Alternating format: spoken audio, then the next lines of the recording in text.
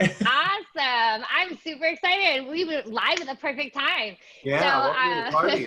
the party. Yeah, I am Tara Carter. I am in the Fort Lauderdale area, and I am excited to flamingle with you guys today as we talk about the technology that every real estate team needs to run a business, because that's pretty important, I would say so. So I have the pleasure of interviewing Randy Carroll with Chime, which we're going to talk about Chime today.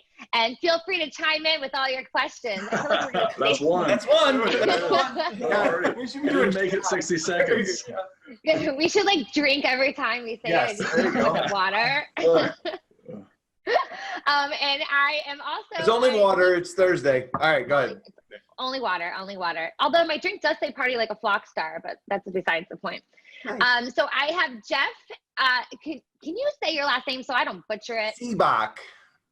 Sibbach, Jeff Sibbach, and Thank Phil Sexton with from Phoenix, Arizona. And I just learned that they not only did 200 million last year, 200 million, that's 200 million. And they're also, Real Trends Report just came out, and they just came back as number 51. That is a huge accomplishment. Hey. Thank you. It's good to be So here. I love that. Will you guys tell us kind of what your guys' relationship is for the dynamic of your team, how your team is structured, and obviously if you guys serve of any areas besides Phoenix and Scottsdale, Arizona. You go ahead. Yeah. Here we go. All right. So Jeff and I have been business partners for 8 years now. We started in 2012. I was a marketing guy at a real estate brokerage, a family real estate brokerage. We had about 750 to 1,000 agents here in the Valley. In 2006 is when I started there. In 2011, we got bought by Realty One Group. And so I became the director of marketing for Realty One Group, helped them redesign realtyonegroup.com over the year of working there. Kuba asked me to, I was the only corporate employee in Arizona. Kuba said, why don't you move to our new corporate office in Orange County? And my wife is from Alaska, born and raised. And so I see more trees in our future, not more people. So I said, no thanks. But I really enjoyed teaching real estate agents and helping real estate agents use technology in order to grow their business, generate leads, convert leads. But when I was on stage in front of people, I had never done it to feed my family. And I felt that that was a hole in my credibility when I'm talking to people about technology, because if I really believed the words that I was saying, then I would go out there and do it.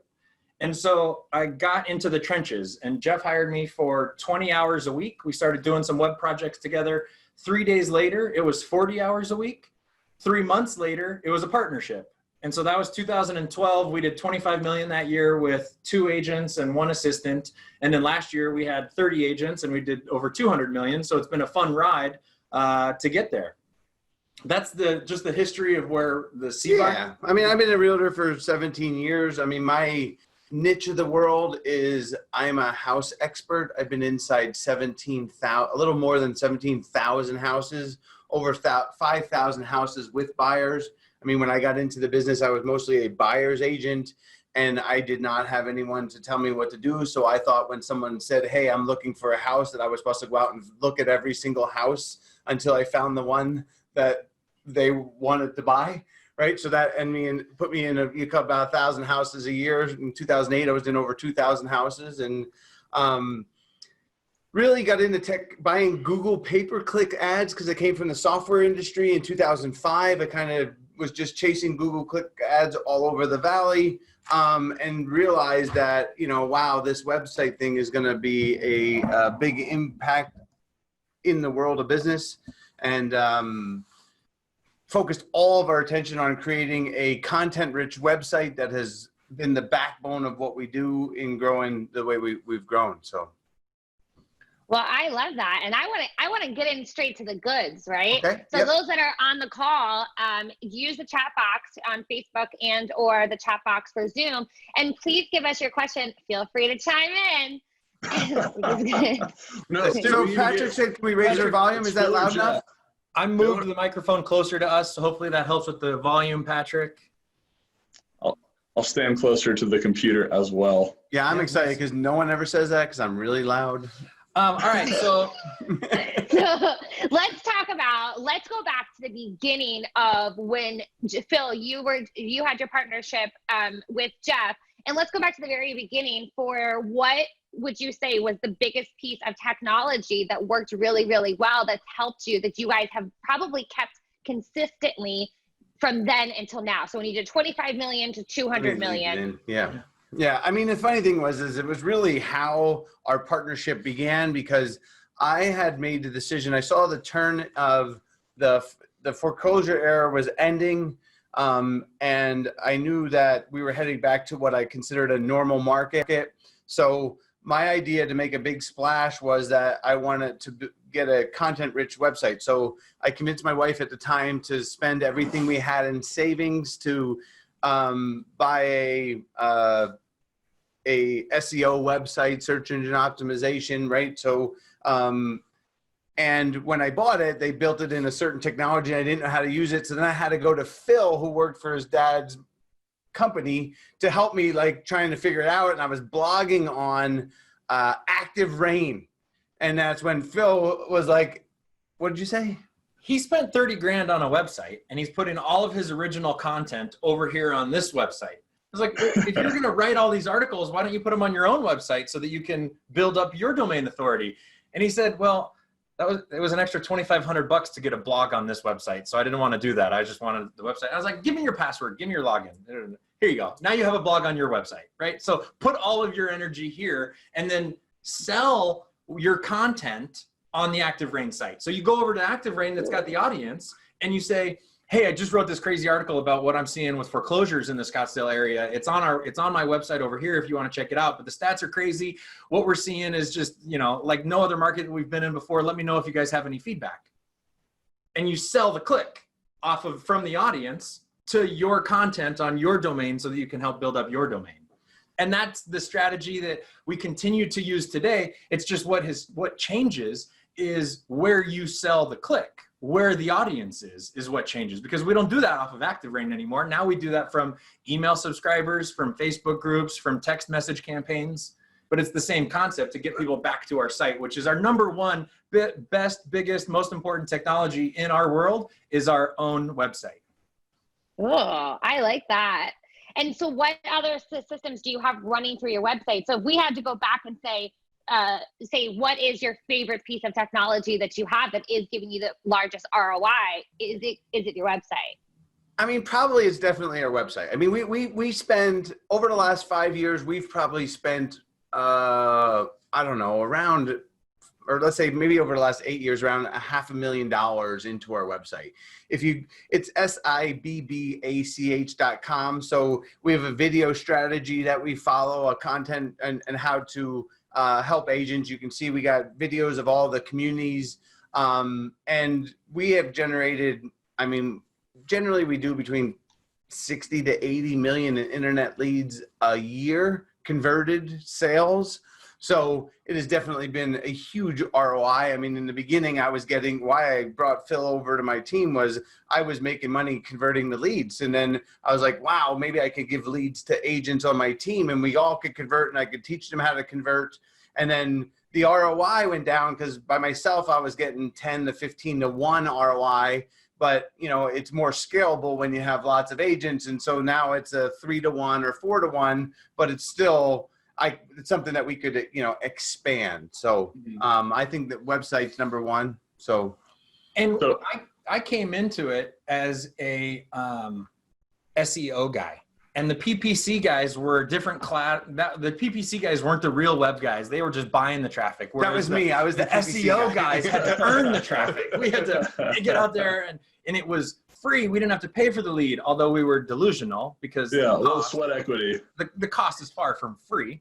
But to take the SEO guy and to pair up with the PPC guy is when we saw, the traffic went from we went from 2,000 visits a month to 25,000 visits a month, right? Like we saw a huge explosion of our traffic, and we still to this day use a combination strategy of SEO and PPC to generate leads.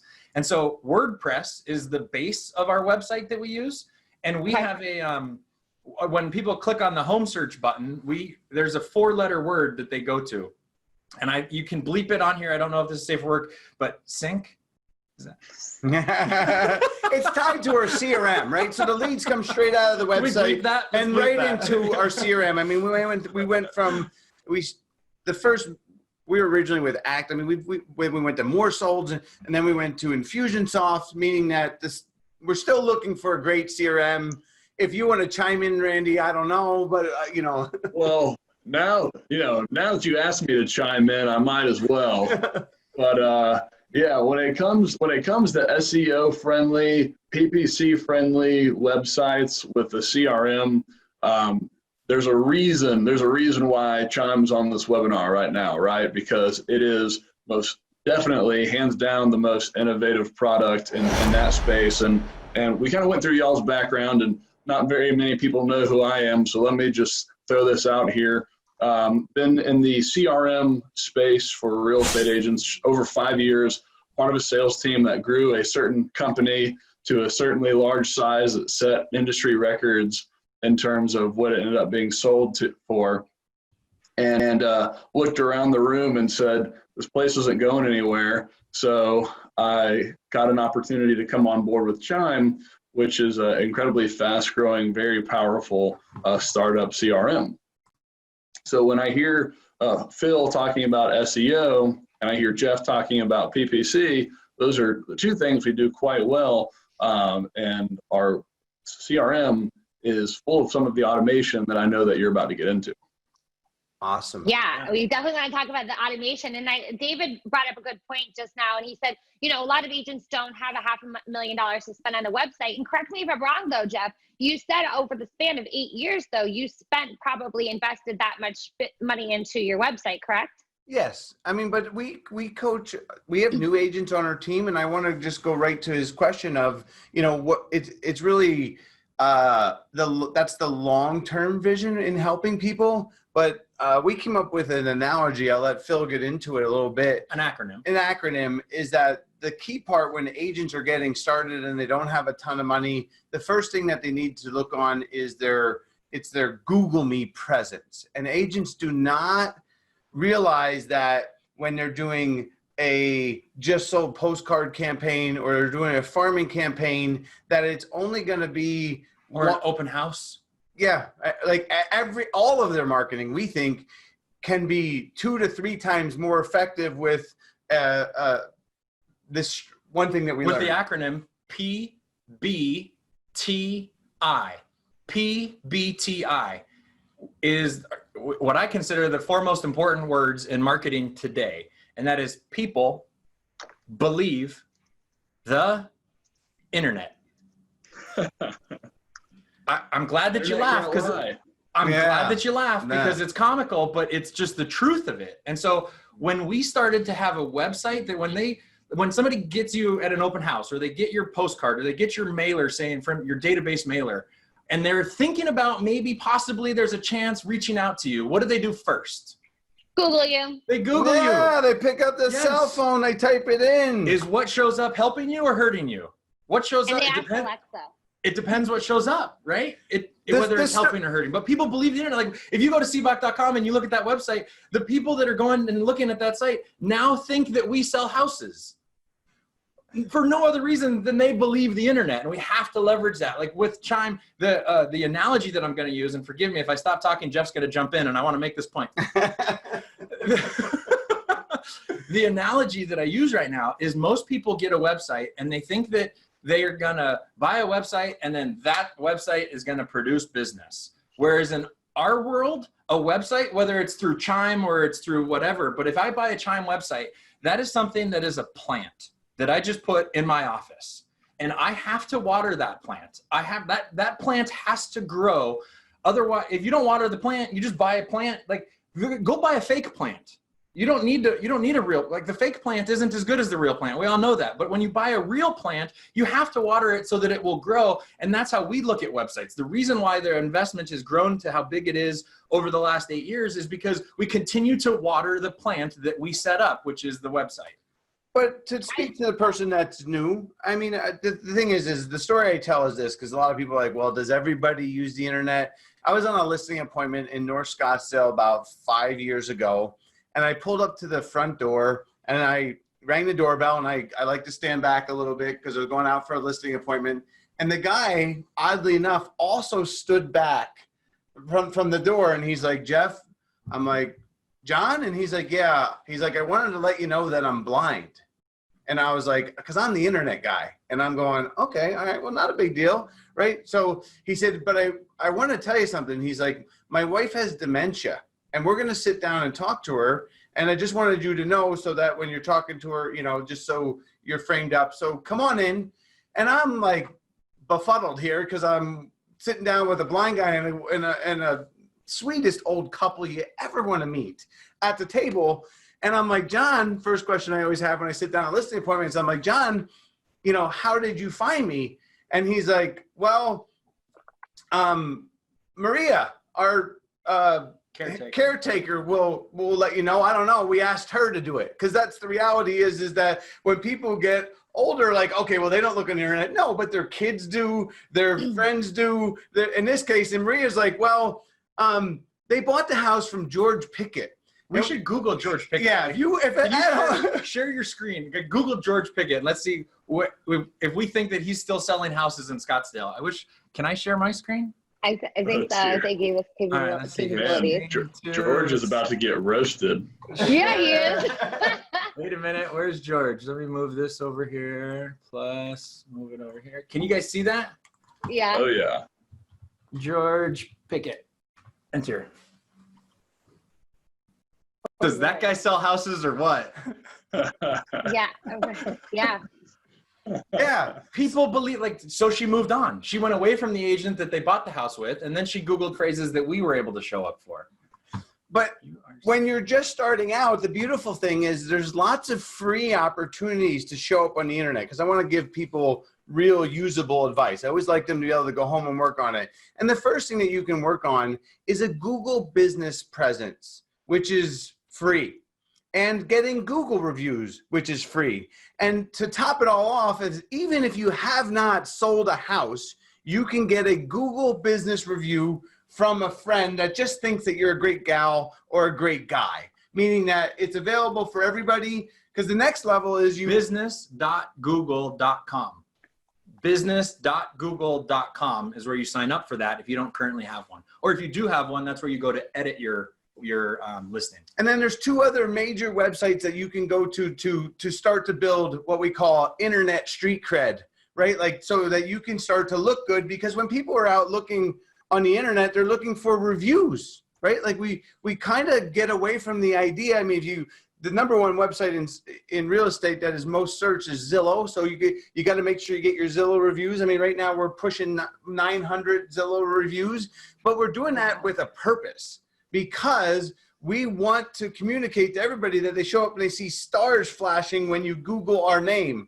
And then the other major website is Facebook. So you can get people you know or friends to review you in Facebook that show up. So that at least when your name is Googled, it's unequivocal that you sell real estate and that you're practicing and active today. So hopefully amen to that.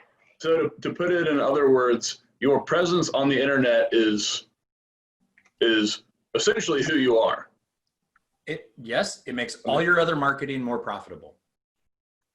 Very much so. And I just want to preface too, one of the things that's free, and I'm a certified referral trainer for Michael Mayers, which is basically a business that is built on referrals, right? So something else that's free that I got from him that I did a long time ago and has become my newspaper is Google Alerts. So if you're Google Alerts, so what you start with for Google Alerts, literally just Google Alerts, and it's the easiest thing in the world to set up. You should have, first off, your name. So I have Tara Carter. I have Tara Carter Fort Lauderdale, Tara Carter Realtor, Tara Carter Real Estate, Tara Carter South Florida. I have every sort of name. So if there's anything that's ever put out there, my mom is my real estate partner, happens to be the vice mayor of our city. And so I have her name. I have every developer that I work with and I desire to work with. My top referral sources are also in there. Do you know what is so cool is not only is that free, I had a gentleman that I've been dying to get his business for a long time. I have Google Alert on him, of course. And I got a Google Alert. It's my morning newspaper. And I usually don't get out of bed until I go through my Google Alerts. And I got a Google alert that he won an award in Brazil from this Brazilian magazine. So the internet put out the world, and typically the Google alerts come and like between 1 and 3 a.m. because that's when the newspaper gets printed or things online get printed. Sure. So he won this award in Brazil, and at 8 a.m. made my first call. I said, "Congratulations on your award you won." That's what do you awesome. think he said? What I award? didn't know that you read the Brazilian newspaper and speak Portuguese. And I was like, yeah, I don't want to tell him. I've been stalking you. So Google Yes. alerts, like, watch how easy. Put in Randy Carroll real estate, and then it's added. Put in your real estate team name, added. Put in Randy Carroll Phoenix. Like, you want to have every single alert that comes up. My brand's a flamingo, so I don't, people probably think that I just look up articles on flamingos all the time. No, they're from Google Alerts. It's my daily mail. Nice. I love it. I'm a big fan of Google Alerts myself. So And this comes right to my email? Yep, goes straight to your email. So anything that you want to know about, and I think it's important, is you guys hit the nail on the head, is people really do believe what's on the internet, and what a free site. I mean, there's so many free sites that you can get out there. So I some people, I love the fact that, Jeff, you're so focused on helping the ones that are maybe new into the business. And again, those that are on the call, if you guys want to ask any questions about what you should focus on, let's jump into what would be the second thing. So we're saying the first thing, the website is key. We got to have a website, right? only because So it's we believe in hub marketing, and everything goes through our website. So just the background for everything. Sorry, go ahead. Yeah, absolutely. And so if we had to focus on the top 3 things that we think every real estate team should have, and the first one being the website, is what do you think the second thing should be? Yeah, this one's going to be maybe a little different, but it's actually Evernote.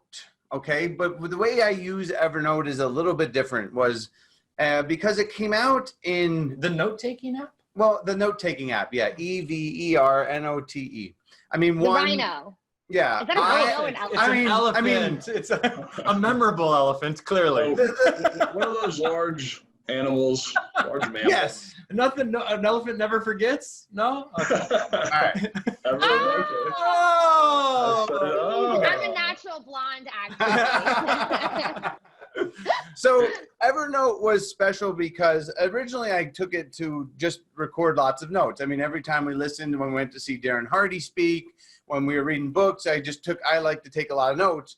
But the particular aspect of Evernote was we wanted to become I wanted to become a dominant listing agent. So last year I listed $88 million worth of houses. So we're getting there. One day I hope to list 100 million in a year, and then I'll be like, okay, I'm a pretty good. I made it. I made it. Yes, exactly. So, but as I said, I was a buyer's agent most of the time, and I got, I was listing between 13 and 16 houses a year, and I was trying to figure out, how do I climb that hill? How do I get to 25 listings? How do I get to 35 listings? And the reality was I thought I needed to come out with a unique selling proposition, and that came around my marketing platform and all that stuff. But what I found hard was, how could I get what we talked about during the listing appointment clearly communicated through our entire team? So I came up with this idea because in Arizona, you don't have to legally ask somebody to record. I still do. I ask every single person. I say, is it okay if I record some notes? And they allow me to record. But we record every single listing appointment that we do. Okay. So On Evernote. on Evernote. From right? your mobile phone. From your mobile phone. So you just push record when you're in the appointment, and Well, it records it. It yeah, records the and- conversation. And just a pro tip, make sure you put it on airplane mode. If not, if anyone calls or texts you or whatever it is, it can interrupt that. If you put it on airplane mode, Pro tip. right? And then you even got to watch, because the beautiful thing is you can take pictures of the house, right? So what my thing was to be efficient, I wanted to be able to not lose one thing the consumer said to me. But the problem was when I was taking the clipboard, right? Because we used to take a clipboard, and Phil and I were on like 250 listing appointments together, and we were trying to take notes. It was the original iPad. Yeah. The original iPad. And my thumbs are long enough where I could type like this as we were walking around the house. Right? Oh, it was a cluster F. And we were just trying trying to figure out this whole listing thing because we're, we wanted to grow. So as we were getting more and more listing appointments and every recording, then I could not have Phil go because it seemed like a waste of time to have Phil go. And then the communication, it was productive, but to realize that we wanted to be able to send one agent to a house, because sometimes you're listing a house that might be 150 or 200,000 or 300,000, and you can't send the whole group to the house. It's just unproductive. So it's weird. The next day, a marketing assistant types up everything that on that email. They then call back the agent that was in the house, and then that goes to our stager, and then that goes to our listing manager, all the details that were recorded. And it may seem inefficient, but it's got us to, It also goes to the homeowner. Yeah. I mean, So we now listed we have 156 houses last year. We've got sections on the Evernote from the recording that gets transcribed into pros, what's good about the house, cons, what's going to hinder us from getting the highest, most best number ever.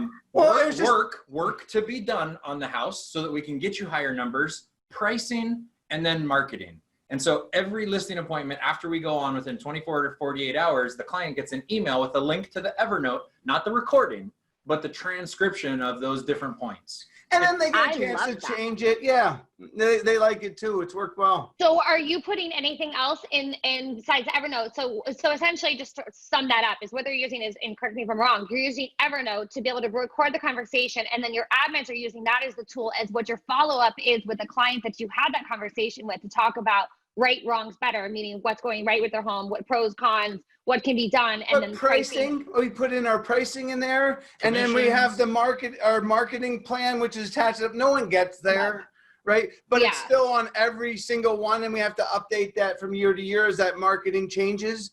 But most importantly, it helps, honestly, when the seller thinks that I told them this price, or the seller thinks I said this price, and we put in the email, this is the price that we wanted to go with. Go back to the Evernote, 30, 45 days into a listing. 60 days, 180 days, they're like, no, you told me this. And I'm like, because it's in our CRM, it gets copied. It's a link in our CRM. If it's a live copy, they have a live copy, I have a live copy. I'm like, see this?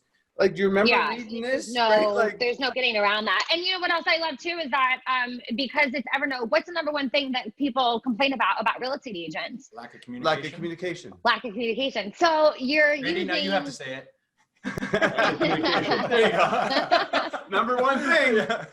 Thanks for chiming in, Randy.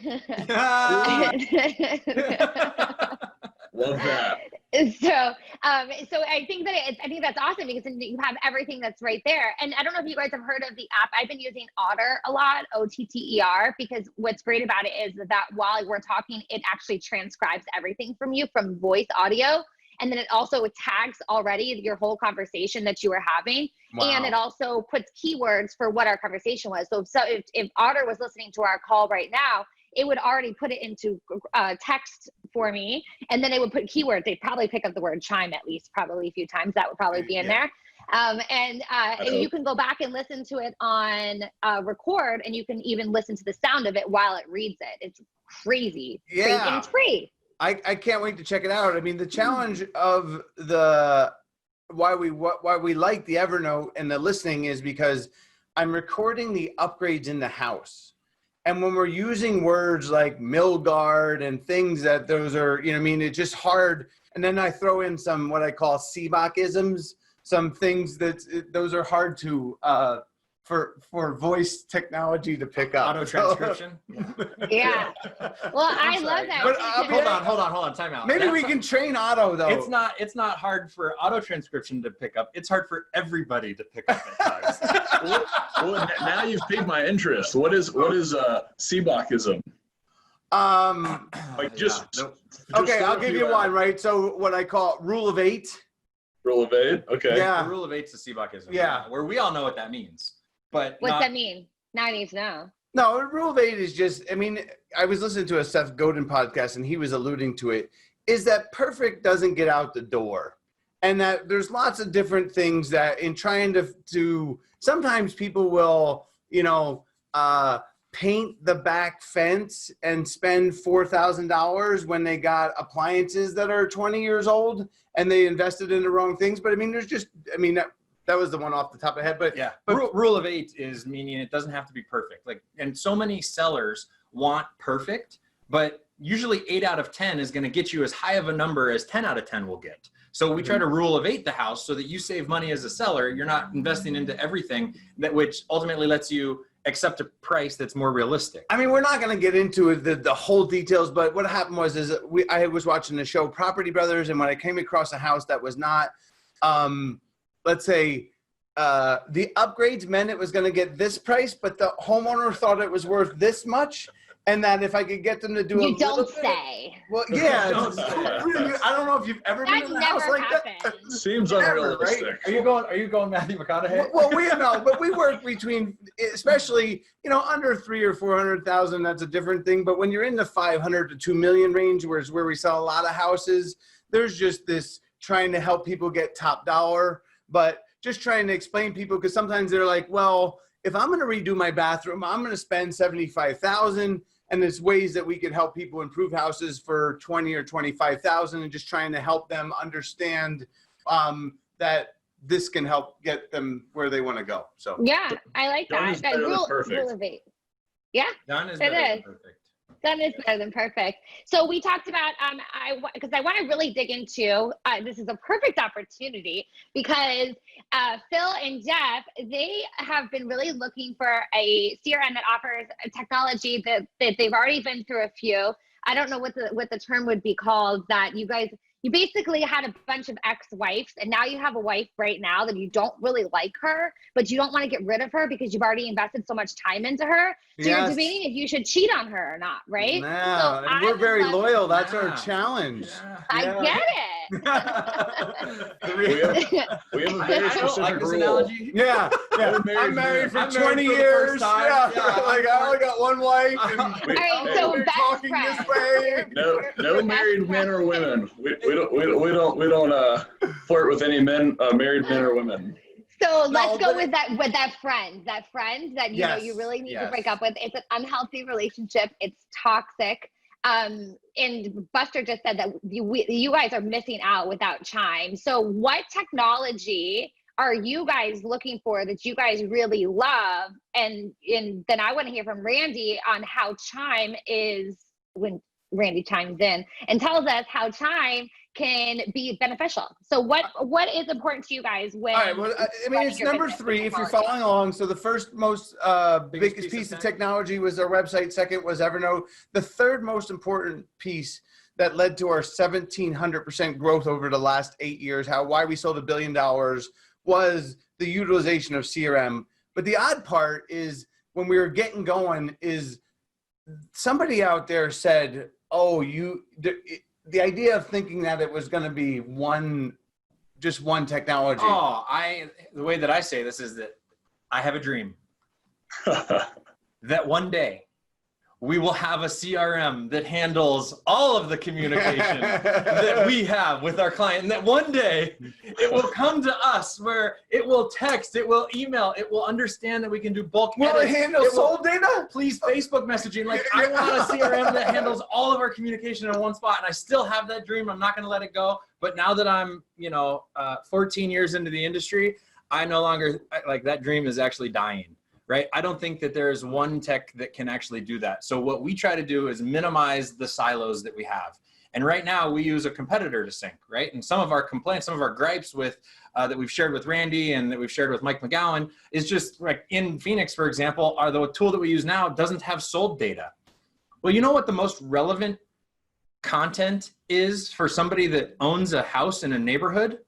Sold data. You know how simple it is to set up a sold data search so that you're touching base with people that has data that they actually care about? Like, that is such a simple thing that we don't have right now. And so we have to create a different silo that data comes from. Because in Phil's dream was like, well, hey, maybe we wouldn't have to use our Flex MLS software to do that. We would sure like to do that with inside our CRM, because we had a dream. Right? I still do. That we can do all the things in communicating with our client. I Yeah. just want to minimize my silos. But the thing I want to emphasize to the newer agents, just because there's always lots of newer agent questions, is the presence of an IDX integrated CRM. Because I hear a lot of these new technologies out there, the greatest CRM, and then if it's not integrated where they have the homes data to go with the CRM, so that way, because we learned this when we were at Boomtown before we left that, because they didn't do a great job either. Infusionsoft before we left. Yeah. But what we learned with going to, because Infusionsoft was not a IDX integrated website, is that we could not see when we had a lead and we'd set them up on a search and they were looking at houses that they could search on their own, and we could see where they went and we could follow that. And what we did not realize is that the agents on our team, the buyer agents now, are just all our agents. We have only one type of agent.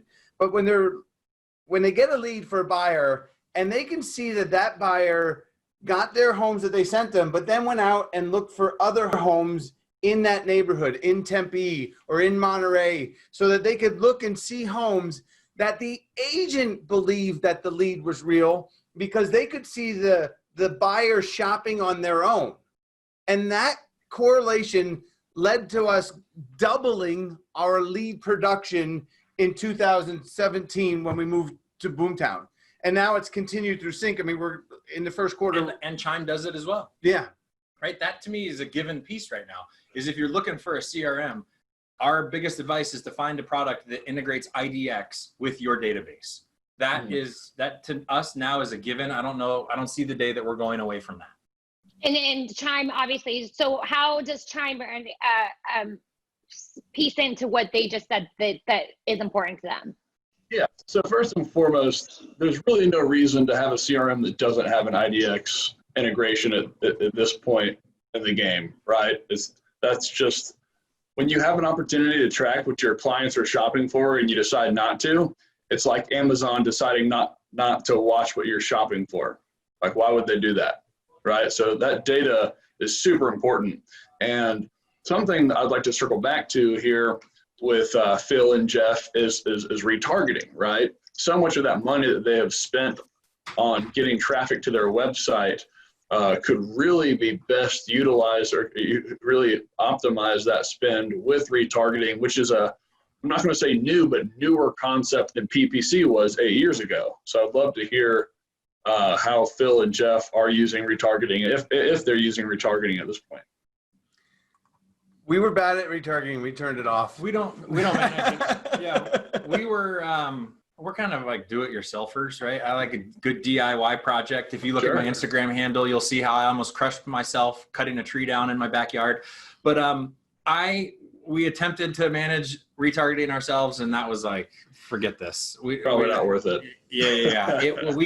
Yes, we're able to generate leads. Yes, we're able to manage PPC ourselves. And I think though retargeting is great when you don't have an internet presence. Like, I think because of there's our different ways. Yeah. And I mean, I think that we're using retargeting, right? That is a big word right now. So obviously there's some tools that use retargeting just to give your seller the impression that their listing is everywhere.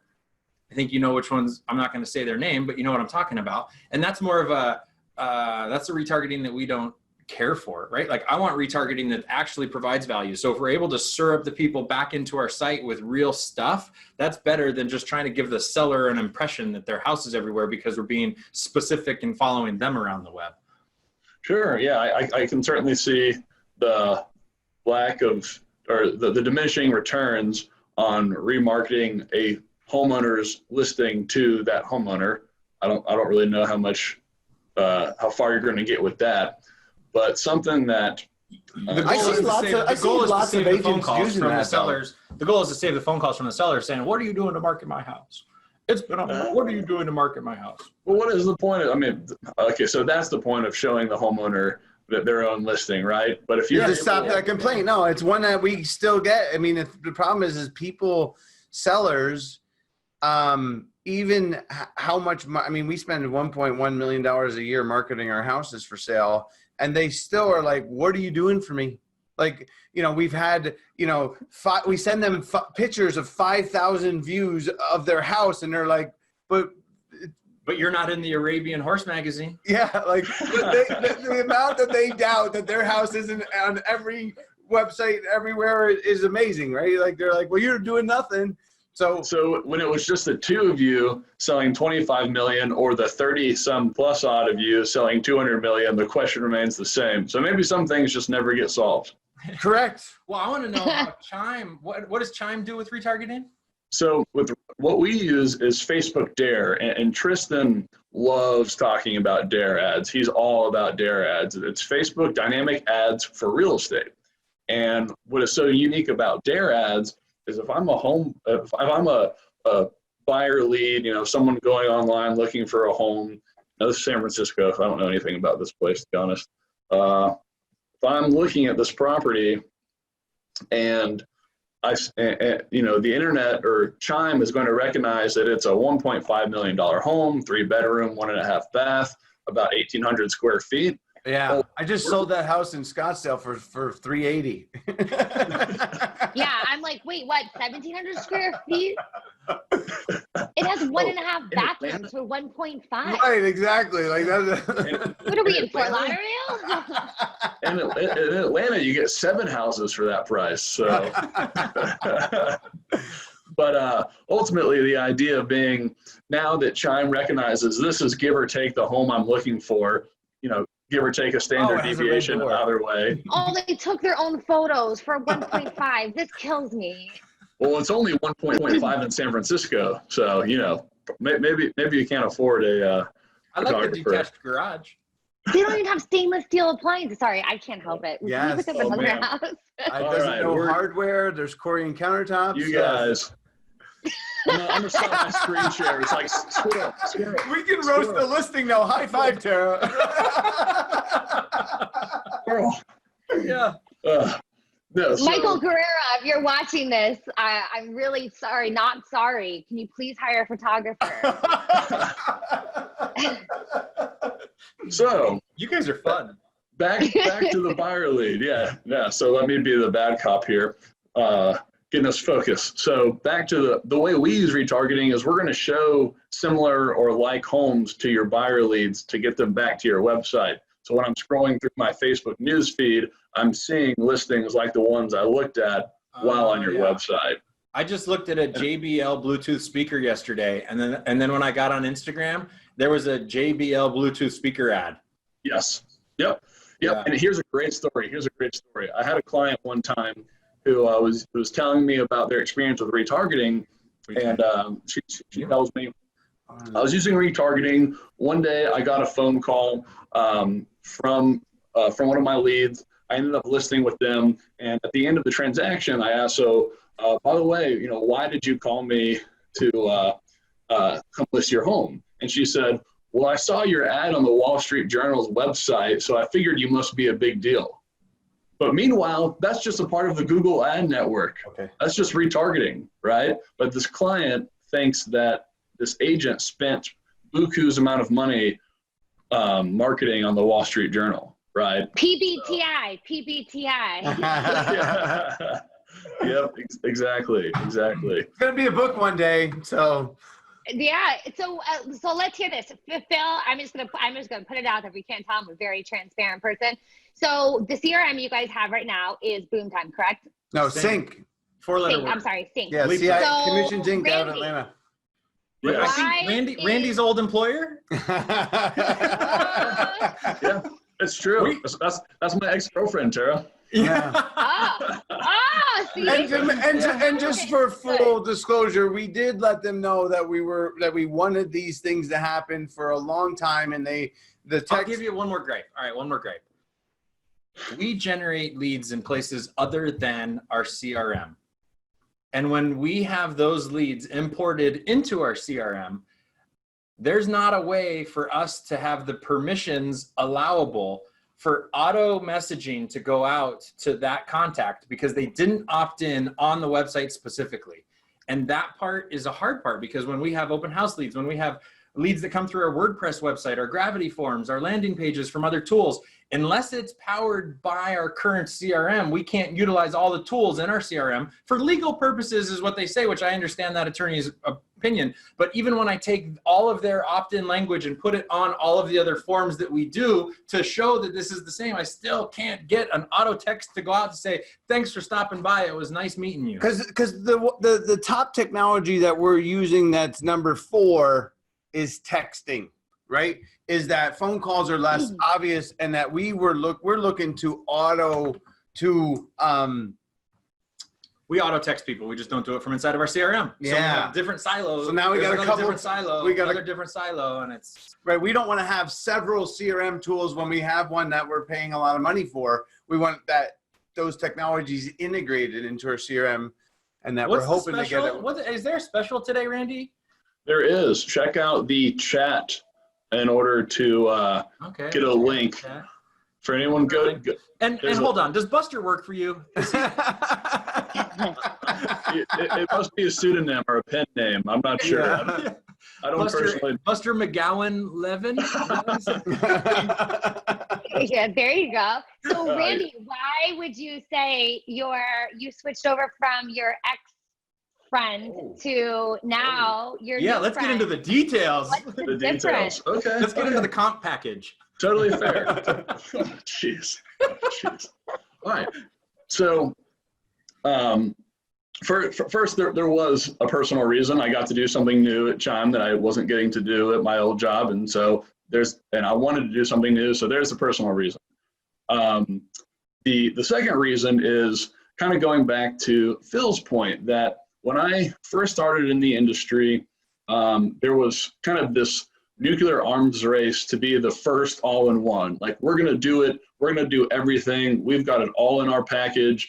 I have a dream. They have a dream. Exactly. And I didn't know any better when I first started. I said, yeah, all in one, very realistic, totally attainable. You definitely don't need specialization in technology, right? You can just be everything to everyone. I didn't know any better. A few years pass by, the disillusion kind of wears off.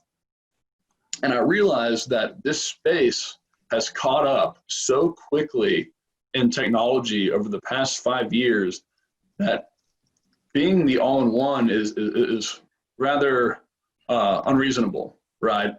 It's so Dream crusher. You're a dream crusher, Randy. I'm sorry, Phil. I hate to say it. I hate to say it. Yeah. But to be the all-in-one, it's a fool's errand, right? So if you want to be the best all-in-one, you have to play nicely with others. And some companies do that, some companies don't. What I really enjoy about Chime is that we have aligned ourselves with strategic partners who are really good at what they do, and we let them be really good at what they do, and we be really good at what we do, and we play nicely. Our technology talks well. It limits the amount of double entry that has to happen. It reduces human error. We have a theory of abundance in our sandbox. You do your job well, come in our sandbox. You do your well, transaction management, lead generation, ISA services. We picked the best in class, best in breed, and invited them to come play with us, right? Not all technology companies do that very well. So what's in your sandbox that makes it so great? So what's in our? So who did we invite to come play in our sandbox? Well, so right now we have. So if Chime is your IDX CRM hub, right? We offer beautiful websites with a very powerful CMS tool, very powerful on the automation side, texting, etc. There's really two places where I see folks can use other services to really complete the lead journey, if you will, right? There's lead generation, website, CRM, transaction management, right? So we currently have an integration with Brokerment that we're improving. We've kind of done our due diligence and think Brokerment is the best in class, best in breed transaction management and commission accounting platform. So we have an integration with them and we're going deeper. We've got a few strategic partners on the marketing side. We think Curator has a great history of digital marketing. Dippity is kind of the new kid on the block who's doing really well. And then there's Verse.io on the ISA services side, who has done so well in real estate, they've actually branched out into other verticals as well. So, oh, that's cool. Yeah. What would you say, Randy, is your favorite piece of technology that Chime offers? If you had to pick one that you feel like, I know that it's amazing because all your tools in your sandbox, everybody wants to come play in your sandbox, not the other sandboxes. What tool do you have in your sandbox that you would say is probably like the mother load? Like you're going to win the sandcastle. You're going to win the sandcastle contest. Yeah. If I were to bet. So I would have to go directly to our AI assistant. Lead conversion. Lead conversion is the kind of the final frontier of real estate technology, in my opinion. Pretty much any other space has a few competitors in it already, but our AI assistant is truly one of a kind in the sense that it's genuine Google-powered artificial intelligence. We don't use a keyword chatbot type feature, which is what all the other chatbots really on the market are today. Can I ask you a tough question? Please. All right. Well, did you build it or buy it? We built it using Google's. They have TensorFlow and Dialogflow. Those are their two artificial intelligence products, and we use Dialogflow. Awesome. So we built it. We spent several months throwing leads at it to have it use machine learning to understand conversations. And for those, I like that. So for those who may not understand the difference between actual artificial intelligence and keyword type recognition, if you said a full sentence to me, as a human, I would take the full context of that sentence and respond appropriately. That is what artificial intelligence and machine learning does. If you told me, if you said to me, I do not want to live near a highway, the keyword might just pull up highway, and now all I'm doing is sending you properties on the highway. So that keyword recognition doesn't fully understand the context of the sentence, nor does it pick up on weird Sibbachisms that people might use in their everyday conversation. Nice job, Randy. Randy, can you actually stop your screen share for me, please? Yeah, always. And then what would Jeff and Phil, the other guy, what would be like, what are you looking for in order to make that switch and drop your friend and get a new friend named Chime? Oh, well, boy. all right, hold on. I got my answer. Well, which one? Who gets to go first, Sarah? You decide. I'm gonna go Jeff. Actually. Okay, all right. I mean, the reality is that the biggest issue we have in real estate right now is low supply. Okay, so right now in the Phoenix metro market, we have 9,341 homes on the market. Now, a normal market would be around 25,000 homes to 35,000 homes. So the good part of a low supply market is the market is on freaking fire. Like COVID didn't matter. Like we're past like that. It was just like the market just said, we doesn't care. The interest rates are so low. And we have people old people are staying in their houses too long. Therefore, it's restricting supply. They're not building enough. I want a new house and I want to move. So July is going to be our best month ever, right? We're hoping to do a little more than $30 million in the month. And that I'm not willing to, because when we change 40 people on the CRM, guess what? There's a little bit of a disruption. And I just want to wait until let's just say, let's not get off the ride until it stops. Because right now we're going 100 miles an hour in a circle and I'm just afraid to jump off. So Phil, what do you think? I love you guys. That's one answer. So clearly not Phil's answer. Clearly not how Phil feels. I think that you can include parachutes and everybody can jump off and be safe. There it is. But MLS 8. So there's pain, right? We feel pain, but when you feel pain, you don't just jump from system to system, you create workarounds. And so we have we can run our business currently with the systems that we have in place. But the new piece of pain that will push us over the edge is MLS 8.0. MLS 8.0, I'm not sure how much you guys have talked about it here, but that's where you can no longer have coming soon listings out there that aren't on the MLS. And so in Arizona, our MLS has a status called coming soon now that is private to realtors. So realtor to realtor, if you put a coming soon sign in front of a house, it has to be a coming soon on the MLS as well, that when I log into the MLS, Or you get fined. when I log into the MLS, I can see it, but I can't, that field, that data is not shared, is not syndicated. It doesn't show up on IDX. It doesn't show up on Zillow. Those coming soon listings are legit realtor inside of the MLS listings. But as a realtor, I can email that coming soon listing a one-off to my client. Okay, so what did the MLS do with 8.0 is create a new silo where now I have to be inside of the MLS in order to give them exclusive pre-listing data.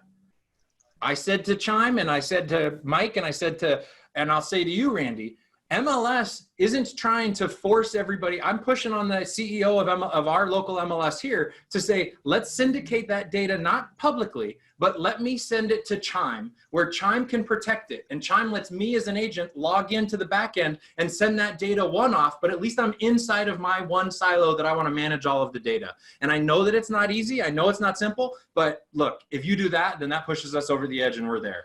But that takes two changes, right? One is the MLS to agree to give it to VOW-like technologies. And then two is you guys actually being able to consume that data in a way that protects it and doesn't let all of our, all of those coming soon listings to be displayed publicly. And therein lies the beauty of our partnership, is you can see why I was like, you know what, I'm going to focus on selling houses and you can just talk about shit over there that needs to get fixed.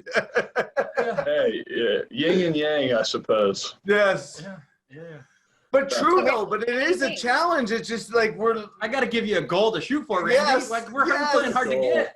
We're playing hard to get. the voters didn't know the world that they were creating. They just made a decision so that they could remain the market, and now they're pushing all of our houses into one place, and we're just trying to learn to live with it with a smile. Do you think that NAR ruling is going to last? Oh, The answer that's a is good yes, question. I do. Question. Until a better option comes up. From what it is that what they don't realize is the unintended consequences of what happened. And I mean, the biggest thing that I see is we sold a house during coming soon to a retired VA vet, okay? That he was just happy because we're in a multi-offer situation. And he had no money down, but he really wanted to live in this neighborhood. But that house, he wouldn't have had a chance to buy the house, because if that would have been pushed to MLS, there would have been 10 offers. Now, it still sold for top dollar, and it barely appraised. The appraiser's like, you know, it was as high as that house could appraise. So I knew that we were not going to exceed that. But my retired Air Force captain was excited for that guy to get that house in this really competitive neighborhood, because he would have been outbid by a cash buyer. So are we now pushed? I think they're pushing the deals to the wealthy people. And I don't know that that was the intention of MLS, to favor the people that have cash to get the wins versus the people that are financed, because right now finance deals in our marketplace are, whenever we're going up against cash, are losing. And that's unfair to those people that don't have as much. You know, I think we're trying to make things equal in America. Okay. We're not trying. All right, Sorry. okay, all right. My turn. We're not going there. We're not going there. My turn. I think what Randy was really asking is, this could just go away and then you guys don't have that problem. But I want to preface this, is that we're on a system that, because how long have we been in the business? I've been in the business. I got licensed in 06. In 06, sold data in the MLS was not shareable the way that it is now, right? So sold data became a new data source that all of the tools out there had to adapt to in order for us agents to use, okay? Sync hasn't in our marketplace. They don't have this. They weren't able to change fast. They weren't able to pivot to include that data in our marketplace. That still does not exist. Okay. Right? So Chime, there's an opportunity for new data, and I'm very interested in what system are we going to move to that is adaptable based on changes, because we know that there will always be new data sets that are going to come to fruition. And if you're too locked into the way that it is now that you're not able to adapt, then I don't know that I need to change to you, because that's a temporary solution until a new data source comes. Like, prove to me that you're a system that can adapt to the changes quickly, and now, like, let's run, let's live, let's be happily married. Well, so principally, that's something that you need, and not just your CRM, but any technology company you decide to get in bed with. No doubt. But it's the one that's here now. And I only bring that up because of your comment of, do you think that 8.0 is going to go away? Whether it goes away or not doesn't change if I want to, you know, if I would love to go to a system that can adapt to the changes quickly. So let's talk a little bit about the team side of the business. What's important about managing the technology for you to help manage your teams, right? Because I know some folks are very apathetic. It's our window into what our agents are doing, right? Like the reporting, we have virtual assistants that manage reports where they have to pull the data out because the internal tools, the internal reporting systems that we have now just aren't flexible enough. Yeah, I mean, as far as a team goes, I don't know that you can really build and manage a team without utilizing a good CRM and then having good data behind, I mean, good processes to make sure, like nomenclature and systems to move stuff through the funnel. We have lead groups that are managed from the data that comes from our CRM. I mean, it drives so much of what we do. It's why I had it as number 3 on our list, is that I think it was the first system I chose in going with a CRM was a company called Morsolds, but just simply because I could route that lead to the agent at a just very simply. And now it's, I mean, that was, you know, it's 8 years ago, and now there's way better technology and stuff like that. But it's our window. I mean, the thing is having a ubiquitous app that the agent can receive the lead and click on the lead is, because everything is about speed to lead. I mean, because we're getting leads from Zillow, we're getting leads from realtor.com, we get leads from our website. I mean, we have, 9 different lead sources that we track in our, Phil created this awesome Google, what tool was it built on? Data Studio. Data Studio, and extracting the stuff out of our back office software. So, because lead source is what I'm talking about, team management is how we make the decision on what we continue to invest on leads. Because I think the industry is overblown with, I created this many appointments and I created this many appointments, and we're looking for closed deals. Right, we're looking for not cost per lead. Not cost. I don't care about. Who cares about cost per lead? Yeah, everybody. Yeah, no, it's overblown. Yeah. What we're looking at How about cost per dollar? Yeah, yeah. So, so Randy, do you have any of these pieces that they're looking for, and how can Chime fit in for that? Yeah, I mean, there's quite a bit of reporting that goes into the Chime platform, right? So if you want reporting based off of agent performance or lead source performance, all of that is going to be accessible within the Chime reporting dashboard. So all of that is quite frankly, if your CRM doesn't have it, if you're not signing up with Chime, you need to be signing up with something that does. Again, Phil and Jeff have pointed out on several instances at this point that the CRM is the window into their business, right? So if you can't figure out this information, which lead source is working for you, which agents are working, which aren't, then you're leaving a lot of money on the table. And I think that's an issue a lot of agents run into, is they don't know how much they spent, and so subsequently they don't know how much money they made, right? So what do you, Phil and Jeff, what do you calculate into your cost per client?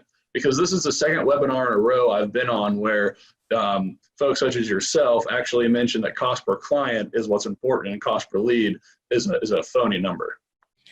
Oh man, cost per client. Last year we had 429 sales, and our marketing budget was 1.1 million. So I don't know what that number is. I'm not kidding. $200 or $2,000? $2,000. $2,000. Is that right? Rough. I mean, the thing is that our average sales price last year was $529. So that helps. What are you going? 1 divided by I guess it's a 429? little less. Yes. Divided by 429. $2,500. 2,500. $2,564. Yeah. Cost per client. Yeah, and I mean, our average commission probably per deal was. But that's not, Randy, we don't talk about cost per client. I talk about cost per dollar by lead source, right? Because if I have a lead source that generates me $1 at 13 cents, or I have a lead source that generates me $1 at $3, then I want to turn one up and turn one down. Right? And that's what I'm asking for. Yeah. Yes.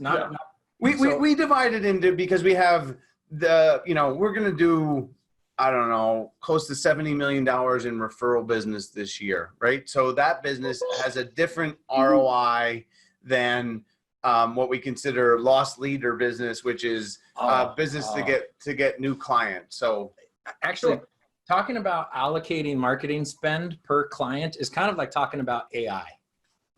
I don't know about all that, Phil. You're smarter than that. Well, let's see. So if a client that came in, all right. So I got referred a new build complex, right?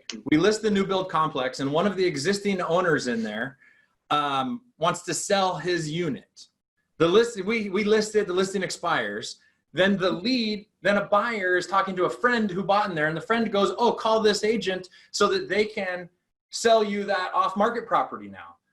Where do you give the original lead source, right? Like that, let's say that friend that bought it came from an open house, right? So now do you attribute the open house for that sale? Do you attribute the original referral for the new build complex for that sale? Or do you attribute the flyer that actually had the phone number that they called for that sale? Phil sucks at a mastermind group when they're like, well, we had this ROI. And like, they're like, bullshit. Yeah. All of them. I would say all of them, because then you do the great retrace, and the great retrace is probably one of my favorite systems ever, to go back to that original. And the goal is to see how far along down the line can those steps go from when you met them. And I do the great retrace calls every Friday, and it's great because I called tomorrow. I have 2 people to call, and the one, Sandy, I'm going to call Sandy, who is 4 referrals before, who helped me lead to John, but I wouldn't have met John if I didn't meet Sandy from Trisha and Stephanie before. So when I call Sandy and I say tomorrow, and I say, Sandy, I just wanted to call and say thank you so much for introducing me to John, and she's going to say, who's John? Because you introduced me to Trisha, Stephanie, who introduced me to Trisha. By the way, you guys should connect. I was able to meet John and help him, and now we're under contract, and we just got to clear to close. And then I do that for every step when I meet them, and then usually at closing or clear to close. And then they're always like, oh, so the goal is, it's called the Great Retrace, and I just do it on an Excel spreadsheet. So Beautiful. Your answer to that question is yes, all of them, and they're all lead gen sources. So if I got that referral, I would go back to the builder too and say, thank you so much for referring Stephanie to me. And the builder's going to say, who the hell is Stephanie? And then you tell them, because you gave me this opportunity, it led to this, this, and this. And it's just a trickle effect, and it's also a touch to be able to have communication with them. Does that make sense? Yeah, it does. Yeah, it does. No, that's beautiful. So that's from 7 Levels of Communication. Again, I'm a certified trainer from Michael Mayer, and 7 Levels of Communication is the best book in the whole world. I love that. Nice. I want to wrap up this call for technology. And if you had to think, well, 2 questions to unfold in one, and I want each of you to answer this.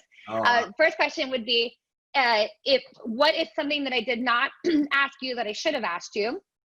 And second, what is your favorite piece of technology? Besides, we went over website being number 1, Evernote, and your CRM, and Randy's favorite is the AI system that Chime offers. And by the way, we have the LCA discounted member group link as well for you guys to get a little special gift courtesy of Lab Code Agents. So thank you, Chime, for that. We really appreciate you. So, all right, I'll take it first. You go. Sorry, 2 questions were, what should I have asked you and I didn't? What should I have asked you that I did not ask you? And the second one was what? And second one was, what is another piece of technology that we did not go over that you feel like everybody needs to have in their pocket? All right, well, you should have asked me, and I think that every agent should be very weary of this and listen to people pitch technology. And that's, Jeff, are you profitable? Okay. Are you profitable? Because unfortunately, I think people buy too much stuff in real estate. And then I see lots of people that are focused on more sales, but not more money. So the answer is yes, we are. And I am in the top 1% of income earners in the US and have been for the last, 6 years, 7 years consecutively. So the goal to sell real estate is to make money and retain money. We buy houses, but to build our wealth. Like, we're in this business and we can be prop tech to hell. And that sucks. So my last piece of technology is my Bank of America app. That's awesome. I was not expecting that. That's awesome. Because I can transfer money to, yeah. Because I like to look at it, because the key is are we making enough money? And Oh my God, I love you. I love That's you so awesome. much. Follow this Jeff. guy. That's awesome. I do. And I have to say too, Gary, so I'm with Keller Williams. Gary Keller, I love that he changed his transition for the people on stage, not to the ones that were selling thousands and thousands of homes. He would not allow anybody on stage the last 6 months unless they sent him their P&L and they actually showed that they were profitable. No more of this, like, I'm number one, which, by the way, I just found out yesterday that I'm number one again, year to date, and had the best month last month. So it's not about being number one. Are you profitable? So I love that question, because I think that so many people just forget, it's not about the shiny objects and the awards you win. It's like, are you really making money? Like, are you making money and are you managing it? So Bank of America is your favorite. Phil, you want to take this one? Thank you for providing a buffer, because I'm not as nearly as exciting as that. What should you have asked but didn't? Yes. Most of our agents say, what should I say next? Right? Like, follow-up is more important in our world than the meetings, because the follow-up is where the winning happens. And so just how we follow up with people, I guess I don't know how to answer it in one question, but what do we actually have to do in order to win business, I guess, would be the question that you should have asked. And that is, chase people harder than we ever thought that we should. We can win in the appointment 30% of the time, but then you can also win in the follow-up another 30% of the time. And that can be the difference between profitable and not. And So- what technology piece helps you the most with the follow-up? The telephone, the text messages, the email drip campaigns, right? I mean, even on new leads that come across, one piece of tech. it's a text app. It's green. It's on their phone. App, yeah. When a lead registers on our site, we have a first name question mark. That I didn't get the roaring reviews that you got about the Bank of America. Oh, that was the. That was it. That was it. That was it. It's revolutionary. Yeah. Right? Like, The weird thing is you could hear the mic dropping. Yeah. First name question. Oh my God, I love this. I love you guys. I really do. I need to come there. And Randy, what you got over there? What questions did I not ask you that I should have asked you? And what is your favorite piece of technology? Oh, I didn't know that I qualified for these two questions. Okay. Yeah. What is the thing you didn't ask me that you should have asked me? Well, that's all the time we got for today, guys. Yeah. I was so I was like everyone else. I was just watching Phil and Jeff. I was so I would just say I know what you should have asked Randy. What's the favorite podcast that you listen to that Jeff and Phil produce? Yeah. The Jeff and Phil Show. The solution of real estate podcast. Yes. The Solution of Real Estate podcast. That's my favorite podcast. I listen to it religiously. It comes out at least, in the car, on the airplane, on webinars. I'm listening to their podcast. Yeah. With the mask on, with the mask off. Yep, exactly. If I had my over-the-ear headphones, I'd have them on right now. Yeah. And then my favorite piece of technology, I'm going to have to say, is just mobile apps. Whether it's a Bank of America app or my CRM app or Venmo when I'm receiving versus sending. Yeah. All right on. Awesome. Sweet. We always love receiving, don't we? Yeah. Well, you guys are awesome. Again, so Jeff and Phil are in the Scottsdale and Phoenix, Arizona area. And Randy with Chime has this amazing Lab Coat Agents exclusive offer with the link. If you guys, it is in the comments and it will be posted. This is recorded. I didn't get that question this time. I love that. So that means there's intelligent people that have been listening on here. And I love flamingling with you guys. I'm in Fort Lauderdale, and I hope you guys have a fabulous day. Yeah, Thanks, awesome. Phil. See ya. Bye, guys. Sarah. Bye.